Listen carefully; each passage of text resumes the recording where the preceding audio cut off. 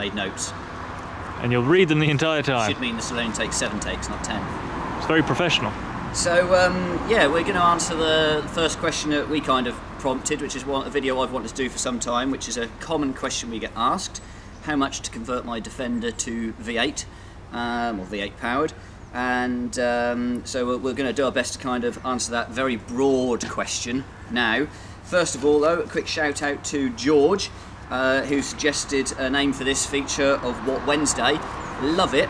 We hadn't really decided how often we were going to film these and that, but I think the volume of questions we've had come in, we're probably going to try and do a couple a week as best we can. So unless we put 2 Wednesdays in the week, we can't call it What Wednesday. We'd get a lot more done. We would, you're right. I might even finish a twin turbo project. Never. So, how much to convert my Defender to V8? Get asked this all the time, and my initial question back to the guy on the phone or emails is, what's your budget? Because basically you can do it probably from £2,000 or £3,000 up to, I don't know, how far do you want to go with your budget and what specifications do you want at the end of it? I'll kind of dial into a couple of different options here though. So these Defenders aren't ones we've converted to V8, but we're going to use them as sort of a bit of a demo here.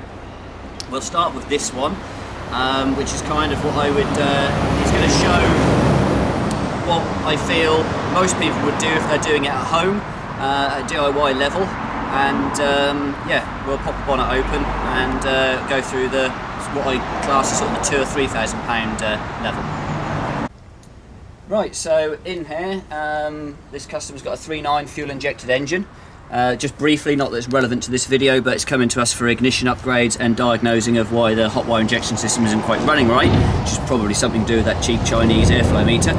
Anyway, so, you know, if you're a hands-on person, you could go and pick up a Discovery 1 or a Range Rover Classic, maybe not quite so much now, but you certainly be able to used to. Discovery 1's definitely still so. Pick one up for, you know, £1,000 maybe, as an MOT failure. Engine and gearbox still drives and works, no problems there as such, other than being a higher mileage maybe. You can install it into the Defender with the gearbox from the Discovery, be it auto or manual. I think manual has a couple of issues with gear stick position, but it's all you know, you can overcome all of those things if you're hands-on. You use the manifolds off the Discovery, you build a Y-piece and exhaust system back from there, or buy a Defender back piece and make it fit the Discovery Y-piece. You get a radiator to fit, wire up the rev counter if it's got one, which most 90s don't have, and you probably ticked your V8 Defender box for, like I say, maybe £2,000 or £3,000, depending on what you've needed to buy in to do the job. Obviously the condition of the engine and gearbox are sort of unknown unless the Discovery was absolutely known to you, or was your old Discovery you'd owned for 75 million years. Yeah, you know, there's loads of them are done that way. They work really, really well. We see loads in here for upgrades, as we are this one. Yeah, it's a V8 Defender. Spot on. Anything to add to that, Steve?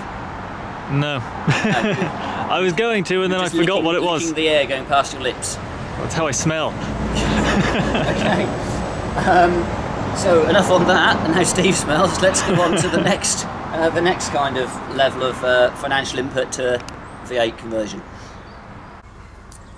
Right, so this brings us on to sort of the middle ground in conversion. So just briefly, this car's come in for to have something done. We're not quite sure what yet. Before it gets taken over to, I think, Ireland, the customer wants us to run our eyes over it and see what we can do. Definitely ignition, definitely some LPG work to be done on it as well, from what we've seen underneath. However, for this purpose, we're going to pretend that this is a engine we built and supplied. So this would be the level where, you know, you give us a call, again, you're hands-on, or you've got a local friendly or local mechanic that you're happy to employ to do the conversion part for you. You've sourced a gearbox, etc.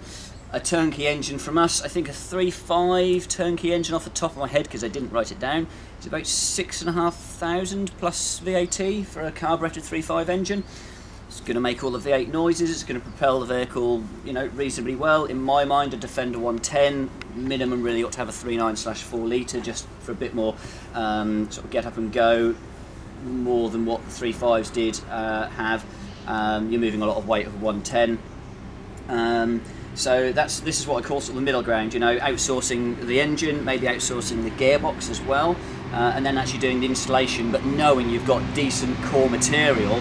That's the bit that could potentially let you down. You're going to start shouting because there's a tractor. You know, potentially could start letting you down, like in the 90 over there, with the unknown engine and transmission.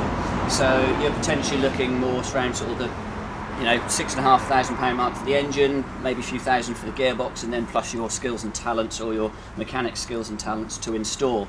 So you might be looking around sort of the £10,000 mark, something like that, to get a V8 Defender again. Then you move on to the next phase, which is over there.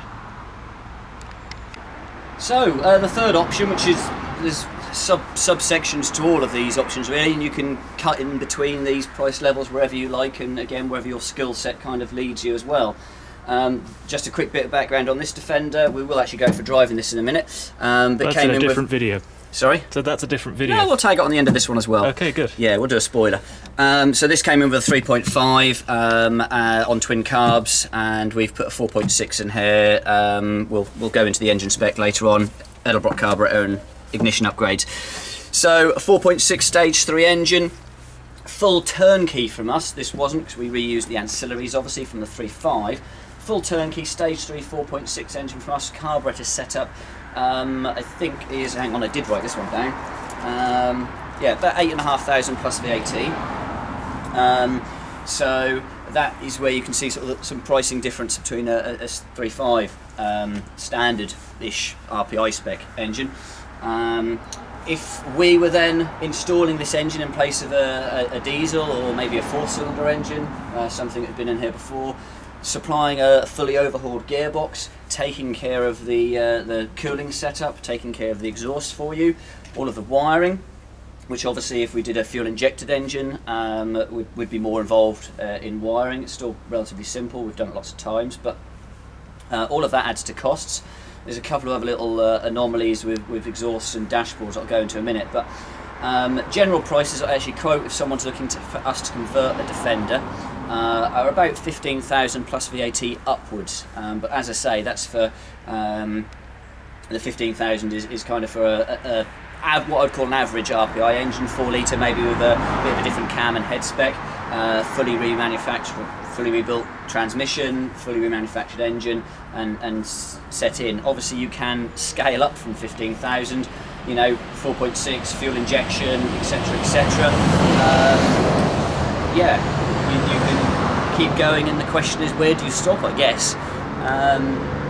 So a couple of other little anomalies that you need to kind of think of about conversions as well. The older vehicles, you don't need to worry about catalytic converters in the exhausts. So sort of 1992-93 catalytic converters came out in the UK on most vehicles. So therefore, if that's the case, you're doing a 92-93 Defender onwards, you are going to need cats in the exhaust. And also that does dictate you would need a fuel injection system, so your price, your budget needs to jump up there. Moving on to sort of the TDCI Defenders, they all had dashboards that were stepper controlled, which means you're either going to have somebody convert those dials to more conventional older style speedo potentially, and definitely rev counter, etc, to take up signals from older core material. Like the ECUs we do, you know, it's 4 pulses per revolution for a tacho. There's no CAN bus anywhere near the thing. So you have to consider that as well, and obviously that does increase the budget you need to convert. More modern vehicles as well, I'm not 100% certain on what the DVLA or MOT testers requirements are for a vehicle that's been converted from diesel to petrol, so I normally advise customers to just chat with you know, VOSA, etc, to find out what emissions laws a 2005-2010 Defender would need to pass if it was converted to petrol. You know, we can meet them, but we just need to know where we're going with injection systems and cats in the exhaust to be able to meet them, to be able to give a quote really. So this is my favourite Land Rover out of these 3 so far, probably because we've worked on this one and we haven't touched them 2 yet. This engine works incredibly well. We'll just jump in and go for a quick drive to finish this video off. All right. I've probably talked for long enough. Probably. I kind of phased out halfway through. I don't know what you said. So yeah, out in the Defender. So the engine specs on this one, which Holly's built up, is 4.6 bottom end with our stage 3 cylinder heads and a Piper 270 camshaft, Edelbrock carburetor jetted to suit, and the RPI ignition pack. All done with customers, 3.5 ancillaries, covers, etc. So just bolted straight back in place of the 3.5. Really, it's tricky on the camera, but hopefully it'll come over. Is the torque and flexibility this engine's got. No, I'm not going to drive it at 20 mile an hour in 5th gear. Yes, it will, but we've demonstrated it enough times. I'm just going to drop onto the dual carriageway here, and we're not going to, redline it and do anything silly, because it's not what Defenders are generally about.